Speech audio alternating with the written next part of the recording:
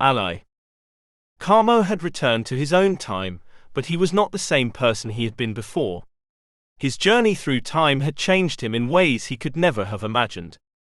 He had seen the world in all its beauty and all its darkness, and he had come to understand the fragility of time itself. As he emerged from the time portal, Kamo found himself in an almost unrecognizable world. The city had grown and changed in ways that he had never seen before.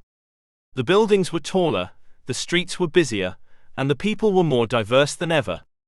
Kamo was filled with a sense of wonder and awe as he walked through the city, taking in all the sights and sounds around him. He marveled at the futuristic technology that was now a part of everyday life, from flying cars to holographic displays. But as he explored the city, Kamo also came to understand that not everything was as it seemed.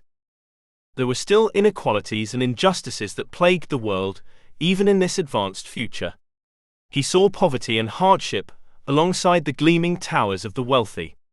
Despite these challenges, Kamo remained determined to make a difference.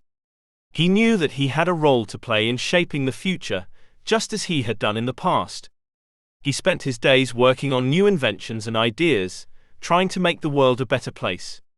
But as he worked, Kamo began to notice strange occurrences. Time seemed to be behaving erratically, with sudden shifts and changes that no one could explain. Kamo realized that something was seriously wrong with the timeline, and he set out to discover the cause.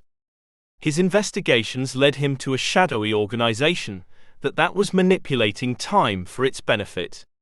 The group, known as the Cronus Syndicate, had been using time travel technology to manipulate events throughout history, to amass wealth and power. Kamo knew that he had to stop them.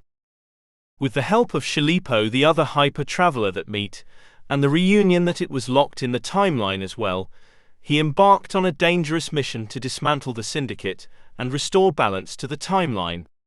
Their journey took them across time and space, as they battled against the syndicate's agents and attempted to unravel the complex web of time manipulation that they had woven. Along the way, Kamo discovered a shocking truth: the syndicate was not the only group that was manipulating time. There were other factions, each with their agenda, each attempting to control the flow of time for their benefit. Kamo realized that the entire fabric of time itself was at risk. If these groups continued to manipulate the timeline, the consequences could be catastrophic. But even as he faced this daunting challenge, Kamo was also presented with an unexpected opportunity.